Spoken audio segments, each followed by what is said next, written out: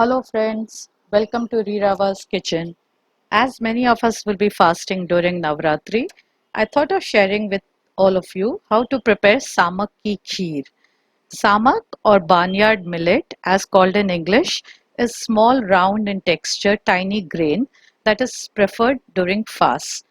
If you are new to my channel, please subscribe and click on the bell icon to get new updates. So let's get started to prepare Samak ki Kheer.